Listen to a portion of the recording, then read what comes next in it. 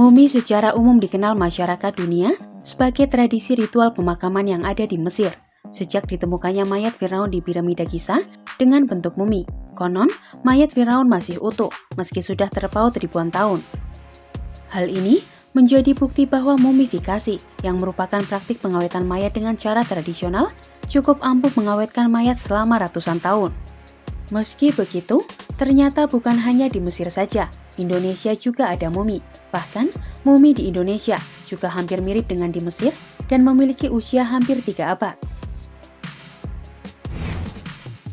Proses memumikan mayat ini ternyata berasal dari suku Dani di daerah Papua, hampir mirip dengan Asmat, namun suku ini lebih terpencil dan masih hidup di alam. Namun tidak semua mayat dijadikan mumi, karena hanya leluhurnya saja yang dijadikan mumi. Dan ternyata, ritual ini adalah untuk menghormati leluhur suku Dani yang sudah meninggal. Leluhur suku Dani ini biasanya seorang kepala suku atau kepala adat. Jasadnya akan disimpan dalam wujud mumi. Proses mumifikasi ini juga sama dengan pembalseman, menggunakan ramuan alami yang kemudian mayat diletakkan di atas perapian. Tujuannya agar mayat terkena asap dan menghitam. Proses ini juga dibarengi dengan memotong jari anggota keluarga. Prosesi ini hanya untuk orang penting saja, sementara orang biasa di suku Asmat tetap hanya dikubur saja.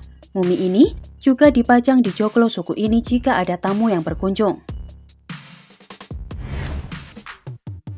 Mumi yang ada di Papua ini ternyata ada 2 mumi yang bisa kita lihat. Pertama, mumi di Ai Kimia bernama Welupuk Elosak yang telah berumur 250 tahun. Elosak merupakan kepala suku yang terkenal bijaksana. Yang kedua adalah mumi di Ciwika bernama Wim Motok Mabel yang dikenal sebagai panglima perang masa lalu berumur 278 tahun. Semasa hidup, ia terkenal sebagai panglima yang gagah pemberani dan sosok pemimpin yang disegani.